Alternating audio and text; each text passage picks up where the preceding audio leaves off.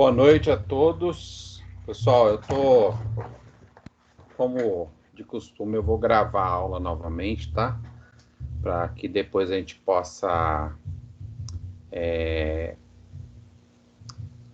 disponibilizar para vocês como a gente tem feito, tá bom? Então, eu vou gravar a aula para que isso fique registrado, fica mais fácil para nós. Bom, não sei se todos perceberam, mas eu já consegui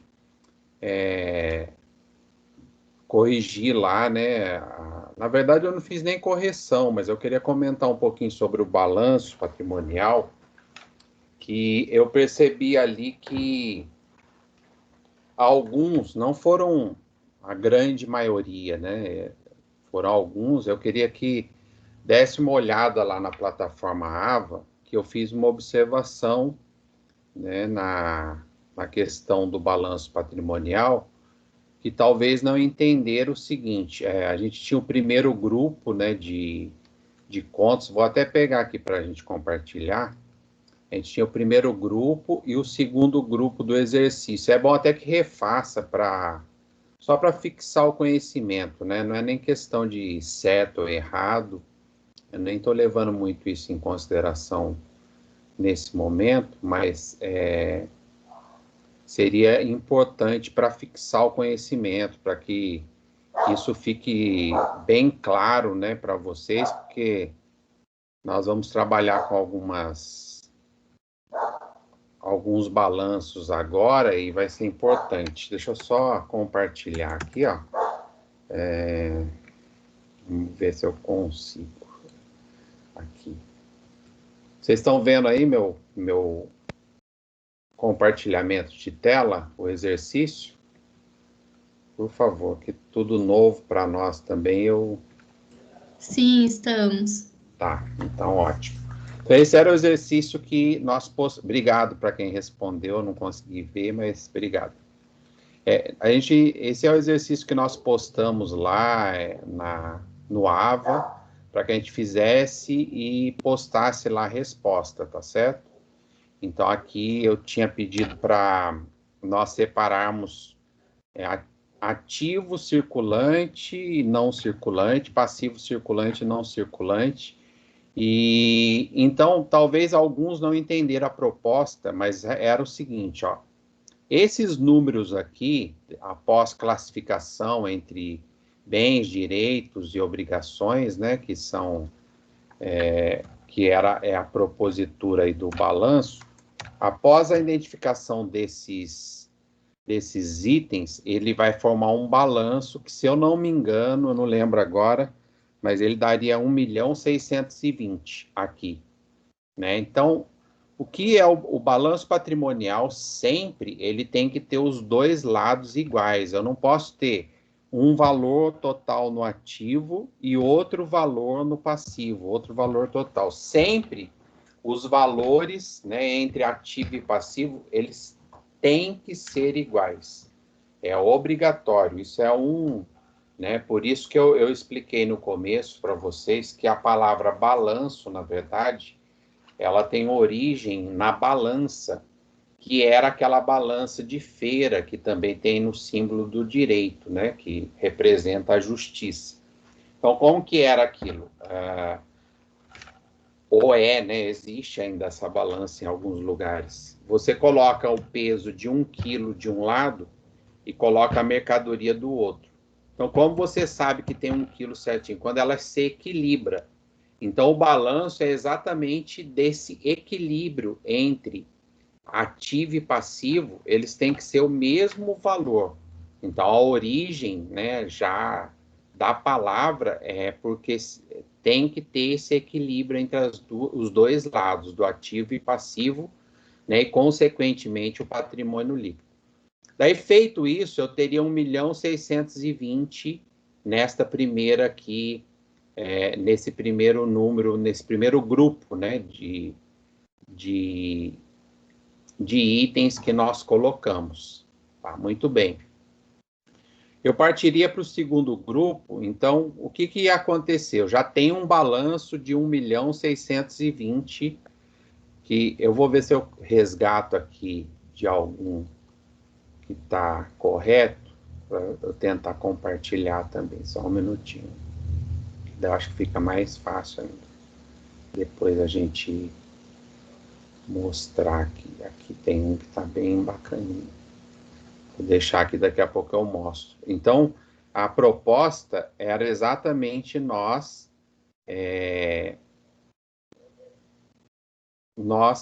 buscarmos aí esse equilíbrio, né, entre os dois lados. Deixa eu... Vocês continuam vendo a tela do exercício ainda? Tá. Só para... Aqui, então, é buscar os dois lados. No segundo grupo, seria incluir esses itens ao primeiro grupo. Então, por exemplo, eu tenho aqui pagamento de fornecedores. O que nós iríamos fazer?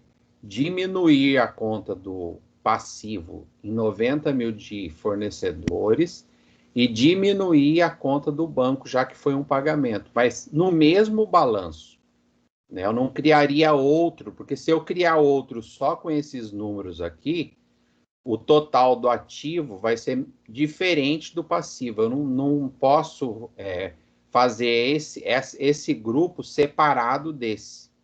Tá? Então, eu percebi que alguns tiveram dúvidas com relação a isso e apresentaram um balanço que na verdade, não tinha os dois lados iguais, né? Então, aqui eu tenho um balanço que, inclusive, é de um colega aí, né, que fez, tá aqui, ó. Então, seria isso, ó. Né? Então, aquele primeiro grupo, né, ele teria 1.620.000, tá aqui, né? Esse balanço é até do Everton, que acho que, se eu não me engano, ele está no segundo período.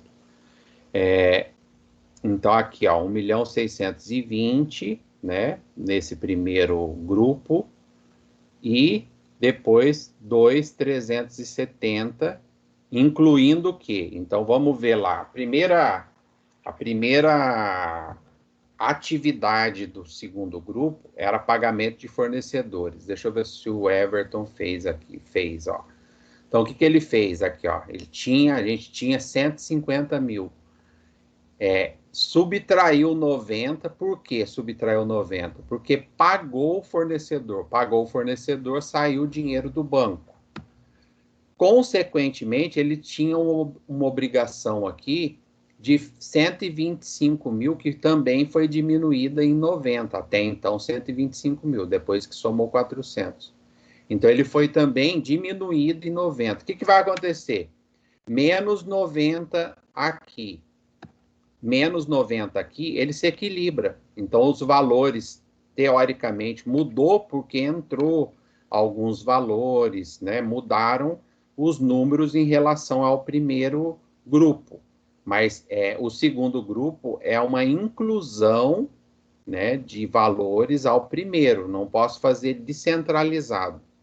Tá? Então, isso foi a questão assim que eu percebi lá nos exercícios, que talvez gerou alguma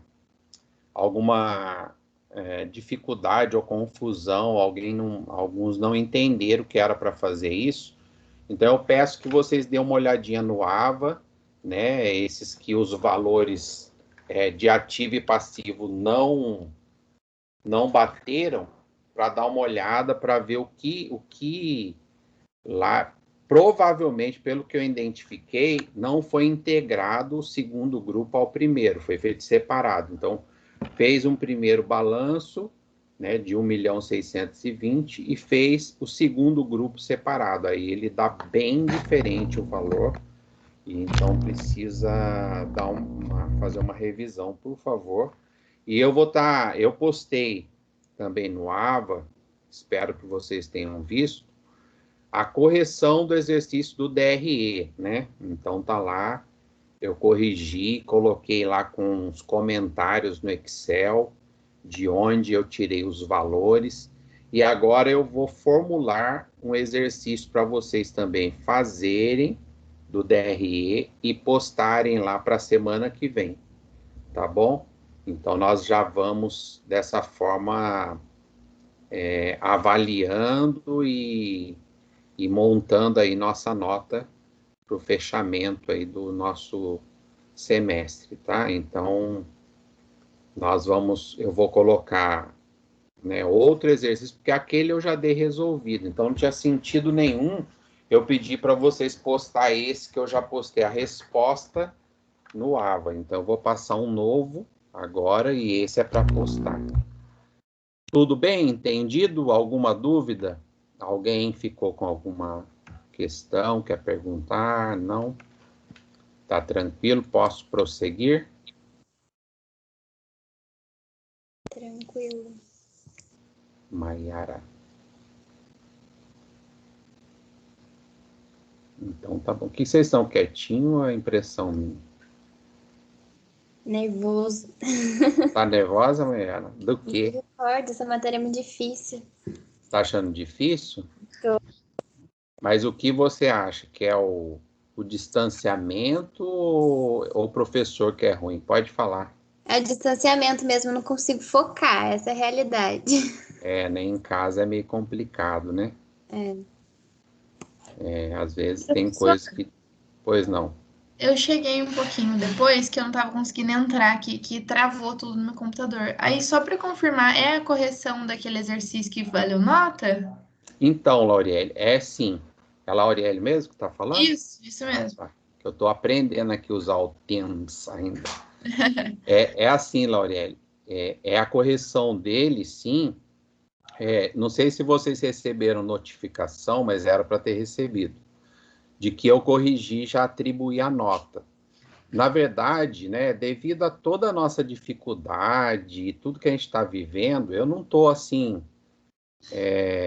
tão exigente, tá? Eu estou contando mais a participação mesmo, aqueles que tentaram. Porém, alguns balanços eu notei que tiveram valores diferentes entre o ativo e o passivo. E o que eu estou pedindo é para que vocês dêem uma olhada e façam a correção. E eu percebi que esses valores que estão diferentes é porque eles não integraram a segunda parte à primeira. Então, eles fizeram, por exemplo, o primeiro grupo de contas que deu 1.620.000, fecharam o balanço, deu bonitinho. Ativo, mesmo valor do passivo. Agora, o que eu tenho que fazer? Eu tenho que ir para o grupo, o segundo grupo, né? A primeira atividade do segundo grupo pagou fornecedores no valor de 90.000. Então, o que nós vamos fazer? Nós vamos subtrair 90.000 do banco, por quê? Se ele pagou fornecedores, o dinheiro está saindo da conta. E nós vamos subtrair 90.000 da nossa obrigação fornecedores. Se ele pagou 90.000, ele já não deve também esses 90.000 para os fornecedores. Então, o que vai acontecer no total do balanço? Ele vai se equilibrar, né? Então, o que eu estou dizendo, eu estava dizendo, não sei se você chegou, sempre no balanço patrimonial, os valores têm que ser iguais. É obrigatório. Se não tiver igual, tem alguma coisa errada, tá? Nem que seja a conta do professor, que já aconteceu. Eu já passei exercício para uma turma aí no passado que eu tinha errado. Eu coloquei e não fechava de jeito nenhum. Mas é um problema, né? De qualquer forma, existe um erro. Então, tem que fechar aquele valor, tem que dar 2.370.000, os dois lados. É esse valor que fecha. Ah, entendi. Então, é que eu cheguei meio atrasada, eu fiquei perdida, mas obrigada. Tá? E agora, o que eu disse é que eu vou postar também outro exercício agora de DRE, né? Então, eu vou postar esse DRE para que vocês resolvam o DRE e façam da mesma forma do balanço. Poste lá também, que como eu combinei com vocês no início, não sei se vocês lembram, E até porque realmente essa matéria ela é complexa, né? E principalmente porque envolve contas, já causa um trauma. Eu percebo que assim, às vezes não é nem que é muito complexo, é quando tem número, parece que já dá um bloqueio assim na gente, né? Então nós vamos fazer o seguinte, eu vou passar para vocês a teoria e já posto um exercício, vocês resolvem e já faz a devolutiva. Por quê? Quando chegar no final aí do nosso semestre, a gente já vai estar tranquilo, a nota já fechada, para não termos nenhum problema, tá bom? A atividade que o senhor deixou na semana passada não era para postar, não? A do DRE, Isso. não, porque aquela lá eu já postei a resposta, Ah, tá. Então tá bom. né? Aquele já está resolvido, nós fizemos juntos, foi só Aham. assim, para mostrar para vocês como faz primeiro, né? Agora sim, eu vou fazer com novos números, mas da mesma estrutura, né? Novos Entendi. números para vocês resolverem fazer e postar lá no AVA, tá? Então, eu vou fazer isso agora. Depois da explicação lá que eu não tinha entendido, né? O senhor explicou novamente pra gente, eu consegui fazer tudinho. Ah, que Aí bom. eu consegui entender. Nossa, nem acredito que eu consegui entender. Você viu lá, Lauriele, que eu postei a resposta com os comentários de onde eu tirei cada item. Ficou claro lá da forma que eu fiz? Ficou bom? Sim, ficou assim. Eu Ai, consegui fazer com as anotações da explicação e aí eu fui conferindo também por lá e deu tudo certinho. então tá ótimo. Que eu tentei ser mais detalhista que eu pude, mas às vezes quando a gente sabe alguma coisa, a gente acaba comendo alguma etapa, né?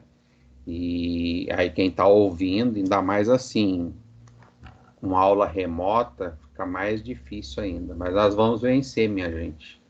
Isso já tá prestes a acabar já e nós vamos voltar à normalidade se Deus quiser.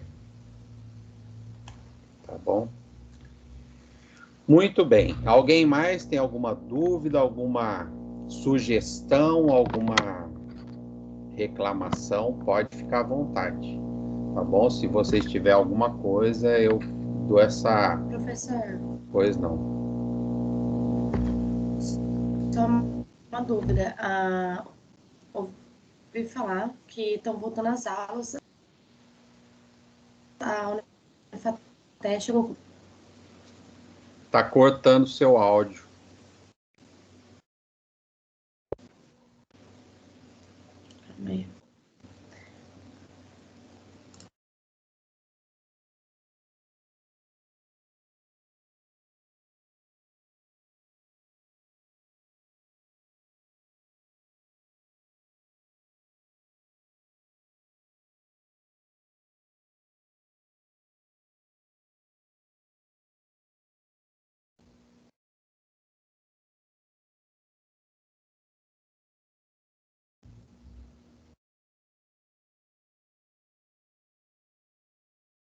Deixa eu ver aqui o Maria Paula, né? Tá falando. Deixa eu ver aqui. Ela tá escrevendo no chat. Acho que deve estar com algum problema no áudio. Vamos lá. A Maria Paula Diniz está perguntando. A Unifaté chegou a comentar se vai voltar às aulas. Maria Paula, tudo que eu disser não pode ser contado como oficial, tá? Eu vou falar para vocês o que eu estou ouvindo, até porque acredito que a grande maioria já saiba, eu trabalho efetivamente no Unifateia, né? Então eu passo o dia lá dentro, eu participo de bastante reuniões, e o que acontece é que provavelmente este ano, né, não volte às aulas presenciais, tá? Mas isso, como eu estou te falando, não é oficial. Eu não posso dizer que será assim, até porque não sei se vocês devem ter acompanhado aí, parece que as aulas para o ensino médio aí E básico, ela volta agora já em outubro, né? Então, há uma possibilidade de voltar. Penso eu que voltando em outubro, que é o mês que vem, as aulas do pessoal do ensino médio e básico, não tem muito motivo para o ensino superior não voltar, não é verdade? Então, acredito que haverá, sim, um reestudo e uma possibilidade de retorno das aulas o mês que vem. Mas, como eu estou dizendo, existe alguns protocolos do governo do estado de São Paulo. O retorno ele tem que ser seguido de vários procedimentos novos que precisa ter, né, desde do afastamento, né, distanciamento, até a questão aí de higiene, né, para que aferimento de temperatura que já está acontecendo aí no Nifateia, e tudo isso tem que ser um ambiente preparado, mas se em voltando às aulas para o ensino médio e ensino básico, provavelmente volta para o ensino superior também, tá bom? E aí eu também não sei como vai ser tudo, mas ele tende a acontecer, tá bom? É isso que eu sei. Vocês estão ansiosos para a volta às aulas presenciais? Estão com muita dificuldade na aula remota? Muita vontade de voltar presencial, porque eu não tenho foco nenhum à distância. E qual é a sua maior Faço das dificuldade? palavras da Maiara as minhas. Mas vocês identificaram, por exemplo, qual é o maior entrave de vocês? O que acontece? A minha cama, porque daí Falta de concentração. Tudo, passou uma mosquinha na minha frente, eu já tô indo atrás da mosquinha. Esses dias eu dormi na frente do notebook. Eu também fiz isso. Minha mãe me acordou, eu tava dormindo no notebook. Eu acordei e já tinha todo mundo saído da aula. Só tava eu. O ano passado, a aula passada... Professor, sabe o que eu sinto falta? Pode falar. É que quando a gente tem aula, principalmente assim, com conta, é que a lousa faz muita falta, né? Que é tudo explicadinho. E para fazer através do computador é muito difícil ficar acompanhando, tem que ser tudo no Excel. Eu acho que é muito mais fácil. Nossa, tá mais essa matéria que deveria ser presencial. Então, a gente tem grande possibilidade de terminar o ano com essa matéria presencial, né? E aí, grande possibilidade mesmo. E se Deus quiser, vai dar tudo certo, nós vamos voltar, né? Mas o que eu quero dizer para vocês não é nem a questão da aula, né? E eu entendo que não é difícil mesmo, que é muito difícil mesmo. A gente tem uma série de coisas aqui, eu também tenho, desde meus cachorros que inventam de latir muito, bem na hora que eu estou dando aula, até, né, as outras coisas, humana mesmo que nós temos. Mas eu também queria sugerir para vocês que vocês tentassem se adaptar o máximo que vocês conseguissem. Normalmente a gente usa bastante a internet para lazer, né? E às vezes quando a gente vai... Por que eu estou dizendo isso? Não estou falando em nome da aula, nem Unifaté, porque eu pessoalmente acredito que muitas coisas que eram presenciais no passado não serão mais. Eles não serão mais presenciais por uma questão óbvia de custos, né? Então, muita coisa. Por exemplo, né, eu vou dar um exemplo para vocês. Uma auditoria. Antigamente, a auditoria acontecia presencialmente. Então, vinha um auditor, vamos colocar aqui, lá do sul do país, né? Ele tomava lá um avião e vinha com todos os custos pagos pela empresa. E nesse tempo de pandemia, ele conseguiu fazer isso de forma remota. Você acha que a empresa vai querer ou eles não vão tentar fechar um acordo para que isso só aconteça remotamente, até porque foi possível fazer quase tudo que ele fazia presencialmente de forma remota. Então, eu acredito que algumas coisas, não tudo, né, eles não voltarão mais a ser da forma que era, né, e muita coisa vai ficar de forma remota. Por exemplo, as compras.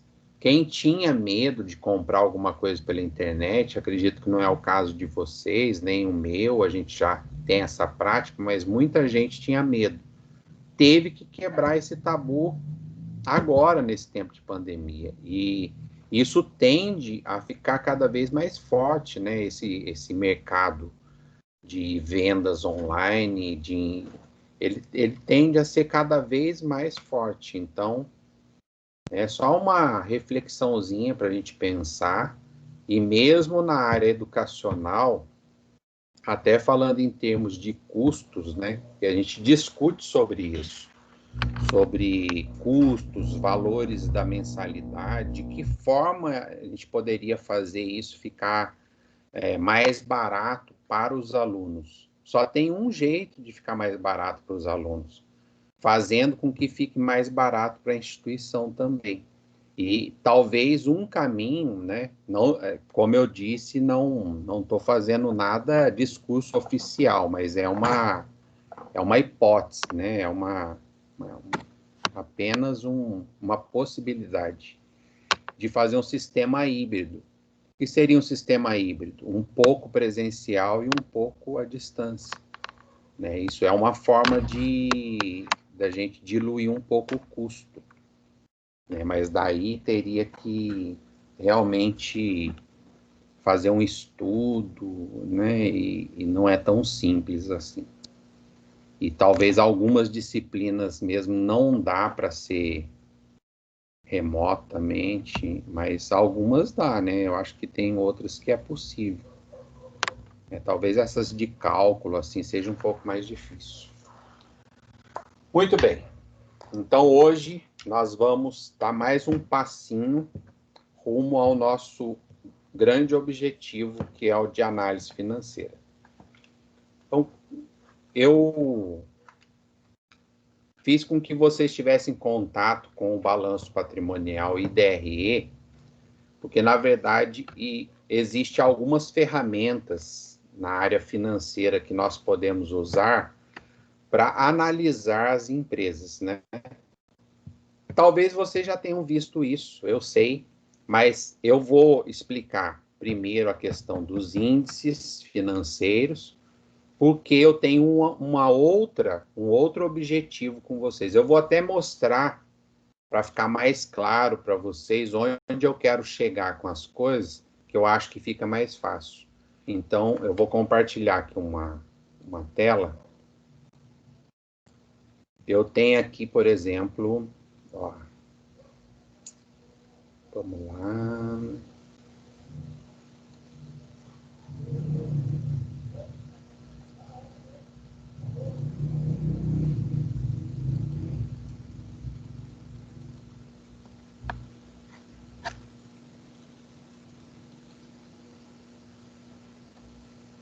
Tá aqui. Achei, deixa eu compartilhar aqui.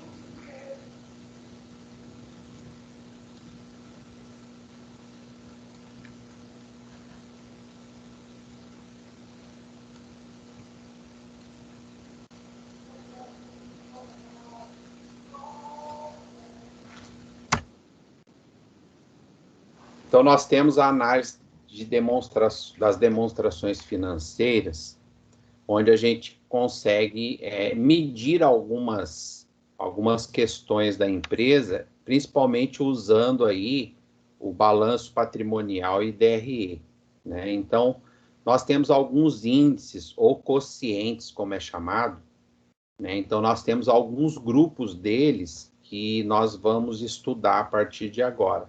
Então, nós temos os índices de liquidez, de atividades operacionais, de lucratividade, o rentabilidade e o endividamento.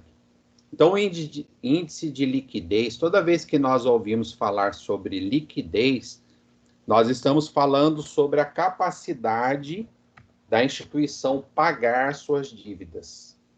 Então, qual é a capacidade dela pagar essas dívidas imediatamente, a longo prazo?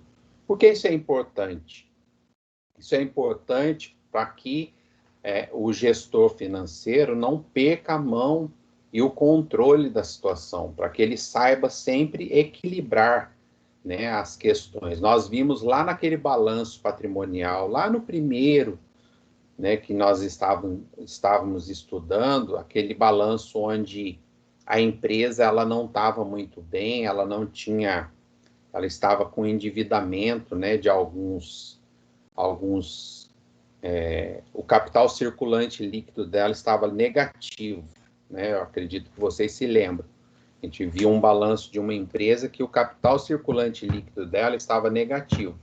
E ela precisava tomar algumas ações para reverter, né, essa questão. Então, quando eu identifico os índices de alguma empresa, a instituição que eu estou trabalhando ou estou administrando, com problemas, nós temos que fazer ações para que isso se reverta imediatamente, né? Então, esses índices servem para isso, para tomada de decisão, para análise, né? O índice de atividade operacional é aquele que mostra a rotatividade do meu estoque, principalmente as empresas que são comerciais. Na empresa, não é interessante que o estoque ele fique sem rotatividade, né? Que ele tenha a longo prazo dentro da empresa, que fique lá estocado e não venda. Então, é interessante medir isso, o quanto ele está circulando, qual é o produto que tem mais circulação, né, qual é o produto que fica mais parado, para que possa ser ou feita uma ação em relação às vendas, ou até mesmo pensar na possibilidade de descartar a comercialização de determinado item. Mas como você vai fazer isso se você não tem índices, se você não tem parâmetros, se você não tem os dados para tomada de decisão, né? Então, existe uma máxima, eu esqueci agora quem escreveu isso, mas o que não é controlado, não pode ser gerenciado. Então, nós só podemos gerenciar aquilo que nós controlamos, aquilo que existe um controle sobre ele, né? Então, esses índices um controle que se tem, que se consegue de forma macro, né? Não de forma micro, mas de forma macro, porque se de repente você for lá no auxiliar de estoque, ele te fala na hora, né? Ele te diz, olha, isso vende mais, isso vende menos, mas talvez ele não consiga medir, te dar a dimensão exata disso. Então, com esse índice, você consegue visualizar exatamente qual é a dimensão desta rotatividade, desta atividade operacional, né? O índice de lucratividade, não preciso nem dizer. O que ele mede? Ele mede a lucratividade da empresa, né? O quanto de lucro essa empresa tem obtido através das suas atividades, né? Com as suas vendas, ou com a sua industrialização, ou prestação de serviço, né? O índice de rentabilidade, o quanto ela tem sido rentável, que é diferente, muitas vezes, da lucratividade, né? A rentabilidade, nós vamos ver a diferença. Então, existe também um índice que mede esta rentabilidade. Por quê?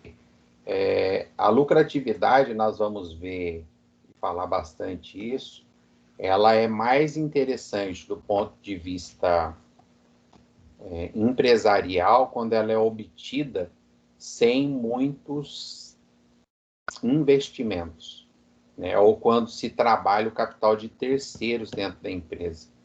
Mais o capital de terceiro do que o capital próprio, né? Dos sócios. Tá? Então, mais ou menos isso. E o índice de endividamento, que, como o próprio nome diz, né, é o índice que aponta para o endividamento da empresa, aponta se ela tem ou não capacidade de pagar aquilo que ela deve. Então, isso é importante para analisar não só a própria instituição, mas também instituições em que sejam fornecedores ou principalmente clientes. Então, você dentro de uma análise financeira de crédito, esse índice é bem utilizado, né? Você vai medir a capacidade da empresa em pagar suas dívidas, também a longo, a curto prazo, a médio prazo. Então, a gente consegue, através dessas ferramentas, medir, né, todos esses fatores. Eu não sei se vocês já tiveram aula com esse tema já. Vocês já viram todos esses índices? Alguns nunca ouviram falar? Vimos alguns com a Daniele. Qual? Todos os grupos? Liquidez, rentabilidade, lucratividade. Eu acho que os outros eu não lembro. Tá. Bom, eu vou dar uma repassada bem rápida, então, neles, só para nós chegarmos ao objetivo que eu tenho, né? Que, na verdade, que eu quero chegar com vocês, e através esse índice, ele é usado também para nós fazermos a análise de falências, né? Deixa eu achar aqui. Então...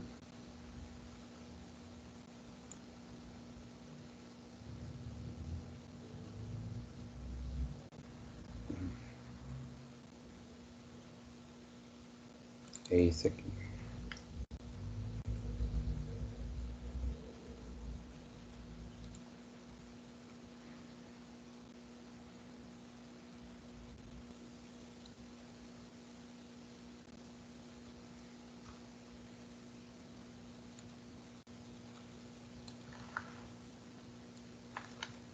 Então, quando a gente está...